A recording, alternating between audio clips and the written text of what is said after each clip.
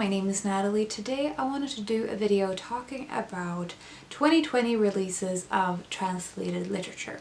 So if you haven't already heard me mention Invisible Cities, it is a reading project that I am starting in January 2021 with a group of people. We are basically trying to promote reading more translated literature and more discussion around that kind of literature on BookTube and on other social media platforms. And the structure of it is that we're going to be selecting 3 countries each month to read books from. And sort of in connection with that, I am planning to do more videos related to translated literature going forward. But today I wanted to specifically talk about translated books that have been published in 2020 that I'm excited to read but haven't gotten to yet. I've tried to select books that I hadn't heard a lot of people talk about, and so I wanted to sort of bring your attention to some new titles and hopefully some things that you will also be interested in checking out. These are a pretty good variety of types of books. Some of them are fiction, some of them are non-fiction, and they cover sort of different genres, but you'll be able to tell that this is a list of my kind of books, a theme of nature, writing, and of music related things. So yeah, if you want to know more about the Invisible Cities reading project, I will link the announcement video below so you can find out about the other people involved and all of the sort of specifics for this project. But as I said, today I'm just going to talk general releases of translated literature into English in 2020. So the first book I have is touching on the nature theme. It is called Grey Bees by Andrei Kurkov, and it's translated by Boris Dralyuk. This is a Ukrainian book, I want to say, and it's published by MacLehose Press. So this one is, it seems like it's sort of a dystopian type book.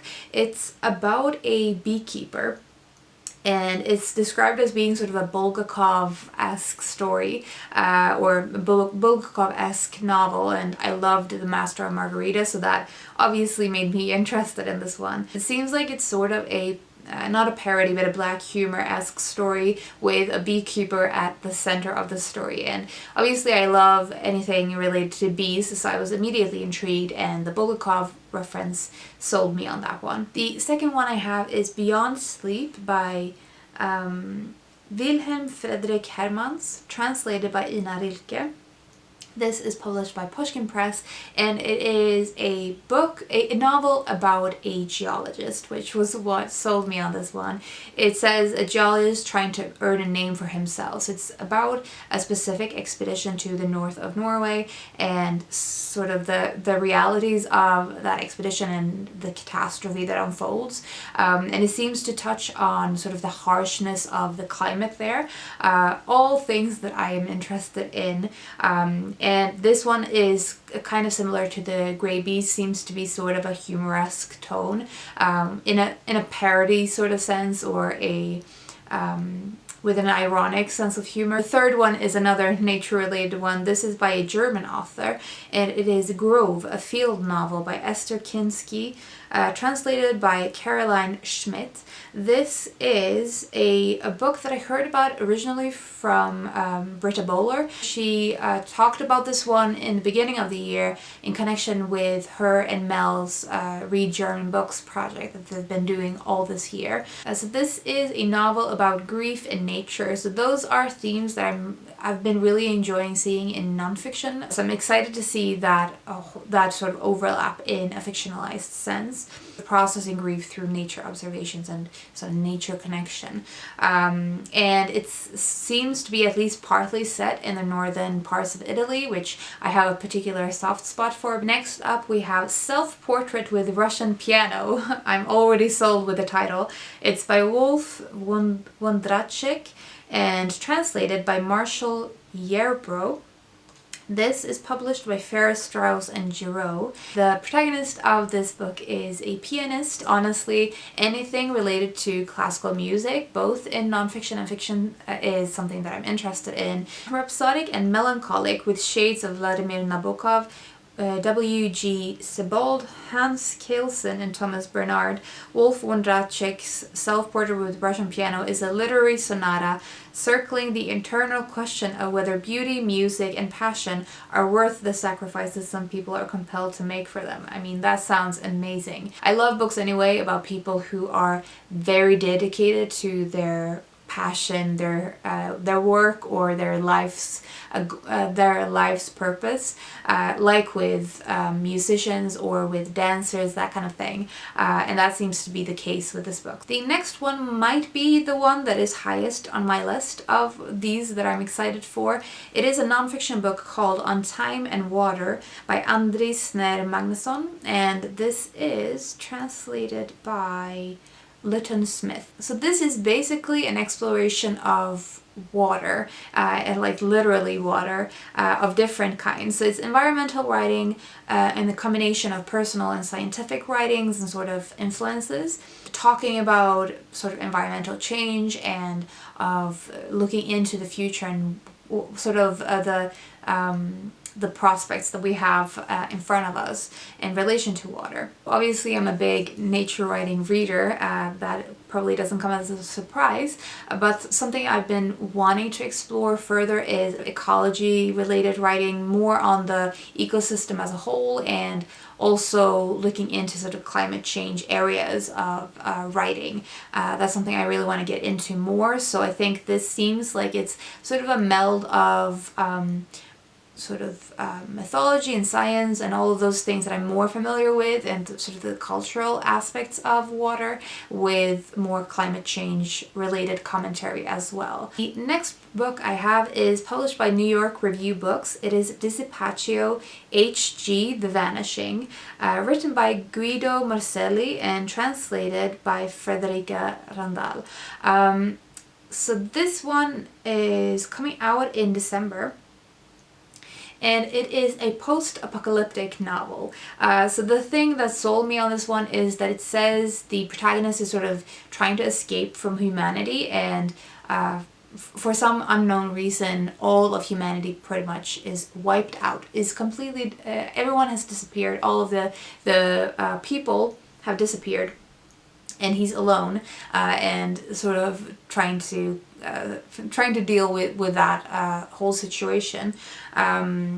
That is where the post-apocalyptic thing comes in, obviously. And then the line in the description that sold me completely was, the entire human race has evaporated in an instant. Meanwhile, life itself, the rest of nature, is just beginning to flourish now that human beings are gone.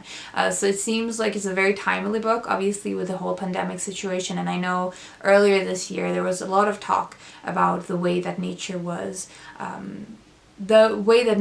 reacting to less human intervention, or a smaller human action in the natural landscapes. So I think it will be an interesting sort of timely novel exploring those themes, and I'm intrigued to see this sort of one man left standing take, because usually when I see apocalyptic or dystopian novels, it's a group of people. I don't think I've ever come across one that is just one person. The next one is an essay collection. It is called Against Amazon and Other Essays by Jorge Carrion. It is translated by Peter Bush.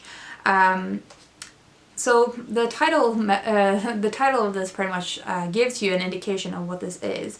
It's a essay collection talking about the sort of the effect of Amazon and other new technologies and their effect on bookstores and libraries. Equal parts a celebration of books and bookshops, an autobiography of a reader, a travelogue, a love letter, and most urgently a manifesto against the corrosive influence of late capitalism.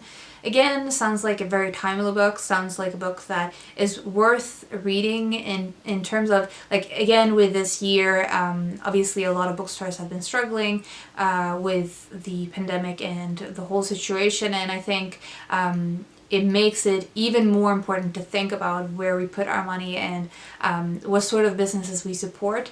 And I feel like although I'm not sure how I will feel about the author's opinions, because I have no idea how he stands in all of these questions, I'm assuming he's going to give a critical lens on all of these topics, and I'm here for that. And I think it's important things to think about, and it's something I'm trying to think about as well. As I mentioned in my goals video, one of the things that I'm trying to work on next year is to buy less books and decrease my TBR. But I think in terms of the buying less books, I also would like the buying that actually happens to be more ethically something I feel I can stand for. So I feel like this will be an interesting one. And also I think the whole book about books and sort of a memoir-esque thing of a reader is something that is always fun and interesting to read. This is published by Biblioasis. The next one is another nonfiction book, and it is Not a Novel, a Memoir in Pieces by Jenny Erpenbeck, translated by Kurt Beals, and obviously this is a really well-known author, a German author, I think. Yes, a German author that is known for a lot of her novels, but this is a memoir in pieces, so it seems like she touches on literary history and sort of literary criticism and her own work as a writer, possibly. This is an author I've been wanting to read for ages, and I think this will give a pretty good indication of her as a writer, and probably the kind of themes that she's interested in and exploring through her fiction as well. And one of the things that struck me with this one, or one of the things that drew me to this one, is the whole memoir in pieces, because something I've discovered is that I've said before that I don't like books told in fragments or fragmentary styled writing, but what I've found is that I don't like fragmentary style writing usually with fiction, but not necessarily with nonfiction, because an example of that that I read recently is Patchwork by Claire Wilcox. I really loved the way that was written, and that was sort of flash nonfiction essay pieces. And this seems like it's doing a similar style, sort of a little bit more of a poetic form of nonfiction and memoir writing. The next one is it's unclear whether this is nonfiction or fiction. I'm thinking it's sort of a genre-bending book, and it is An Inventory of Losses by Judith Shalansky, translated by Jackie Smith. So, the description says, with meticulous research and vivid awareness of why we should care about these losses, Judith Shalansky, the acclaimed author of Atlas of Remote Islands, lets these objects speak for themselves. She ventriculizes the tone of other sources, burrows into the language of contemporaneous accounts, and deeply interrogates the very notion of memory. So it seems like she is basically trying to capture various lost items or lost things and telling them in sort of a mix of fiction and nonfiction. So it's almost like it's a poetry collection, but a nonfiction one. It's unclear, but I think the idea of memory and of loss and a contemplation on those themes is something I'm interested in anyway. I'm always drawn to books on memory and memory connected to specific objects, so I think that is the impression I'm getting from this one. The next one is by an Algerian writer. It is Our Riches by Kauter Adimi, translated by Chris Andrews, and this one is a fictionalized account of a real person called Edmund Charlotte, who apparently had this famous library / bookshop or something like that, and discovered Albert Camus. I haven't read Camus yet, but I'm planning to soon, hopefully. But this novel seems to be sort of a book about books and a mystery and historical fiction related to this man, this real life figure. And I'm assuming the lending library is sort of part of the story. This was published by New Directions, which I love them as a publisher. The second to last is a musical offering by Louis Sagasti, translated by Fionn Petch. This is the other music related one. So this one it's a novel about music, focusing on Bach's Goldberg variations, and moving forward in time through musical history.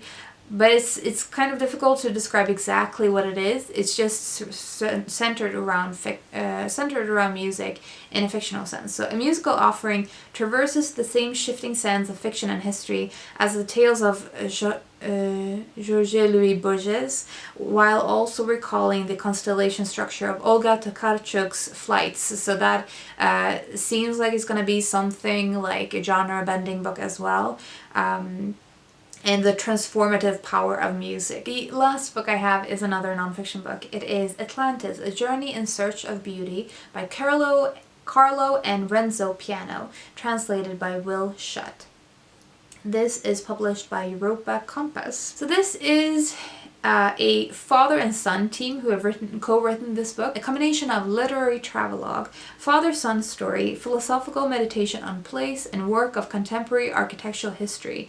I mean, all those things sounds really interesting, and I feel like I've become more interested in sort of writing on place and space, like physical space, and on buildings and what they mean, and sort of